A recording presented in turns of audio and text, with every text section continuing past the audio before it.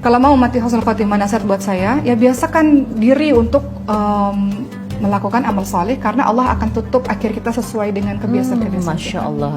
Jadi pertanyaan yang Mbak Zeda tadi, tanda-tanda husnul khatimah apa? Pertama tentu saja di akhir hidupnya dia mengucapkan kalimat syahadat.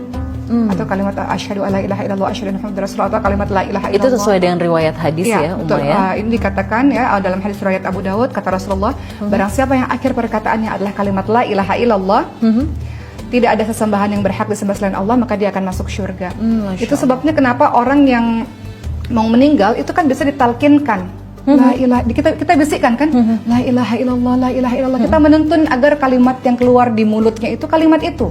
Tapi hati-hati, kalimat itu nggak mudah diucapkan oleh orang-orang yang hari-harinya nggak pernah berzikir. Hanya orang pilihan Allah saja yang beruntung bisa mengucapkan la ilaha illallah di akhir hidupnya.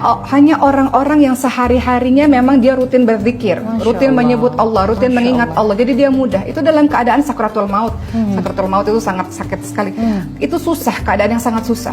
Dia bisa mengucapkan kalimat itu karena hari-harinya selama dia hidup dia ucapkan kalimat itu. Kemudian kedua, ciri orang yang husnul khatimah, dia meninggal dunia dengan ada keringat kening yang berkeringat. Jadi kalau kita lihat ada orang yang meninggal dunia ada bulir-bulir keringat itu ya, itu juga termasuk tanda dari husnul khatimah. Kata Rasulullah dalam hadis riwayat Tirmidzi, kematian seorang mukmin dengan keringat di kening adalah bagian dari husnul khatimah. Masya Allah. Jadi boleh perhatikan tanda-tanda itu. Ketiga, meninggal dunia di malam Jumat atau hari Jumat. Beruntunglah tadi kata Mbak Zeda ya, beruntunglah orang-orang yang meninggal di malam Jumat dan hari Jumat. Dan orang-orang yang matinya husnul khatimah ini banyak tanda-tandanya. Mohon izin saya lanjutkan, Mbak.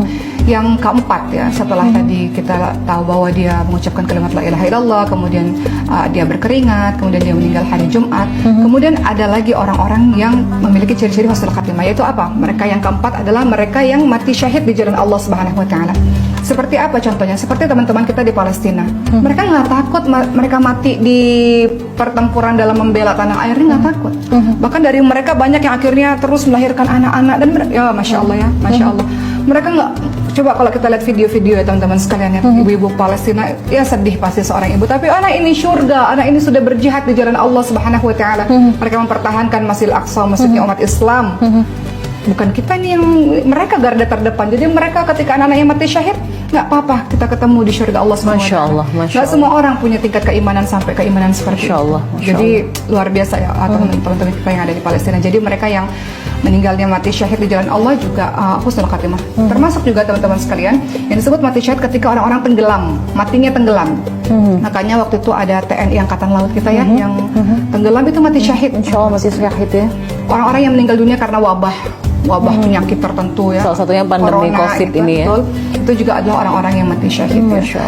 Orang-orang yang apa? Korban-korban kebakaran.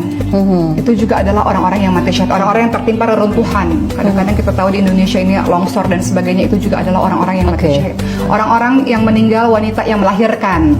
Itu juga adalah orang-orang yang mati syahid, Masya Allah ya. Husnul khatimah juga ya. Husnul khatimah dalam artian dia mati dalam keadaan yang baik. Kematian adalah sesuatu yang pasti. Kullu nafsin dha'iqatul maut wa nabluukum bisyarri wal khairi fitnah. Dalam surah Al-Anbiya ayat 35 Allah tegaskan bahwa semua yang bernyawa pasti akan mati.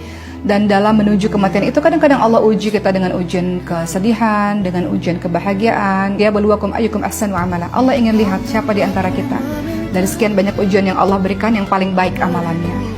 Teman-teman sekalian, husnul khatimah atau su'ul khatimah, mati dalam keadaan baik atau mati dalam keadaan buruk, itu adalah pilihan. Dan itu akan terjadi tergantung dari kebiasaan-kebiasaan selama kita diberikan kesempatan hidup oleh Allah Subhanahu wa taala. Orang-orang yang cerdas adalah orang-orang yang ingat mati. Artinya, salah satu yang dia lakukan adalah apapun peluang di depan mata untuk beramal saleh, dia akan kejar, dia akan ambil, dia akan berlomba-lomba.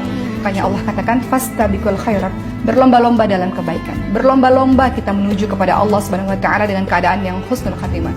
Kita semua berharap insya Allah dengan amal saleh kita menghantarkan kita pada akhir kehidupan yang baik, dan dalam akhir kehidupan kita Allah panggil kita dengan kalimat ya ayatuhan nafsul mutmainnah irji'i ila rabbiki radiyatan mardiyah fadkhuli fi ibadi wadkhuli jannati. Kita ingin akhir hidup kita dipanggil dengan kalimat wahai jiwa-jiwa yang tenang, kembalilah kepada Allah dengan hati yang ridha dan diridhai oleh Allah Subhanahu wa taala. Masuklah ke dalam golongan hamba Allah, masuklah ke dalam syurganya Allah Subhanahu wa taala. Mudah-mudahan hari ini menjadi momentum kita untuk senantiasa ingat lagi bahwa kematian itu sangat dekat pada diri kita insyaallah.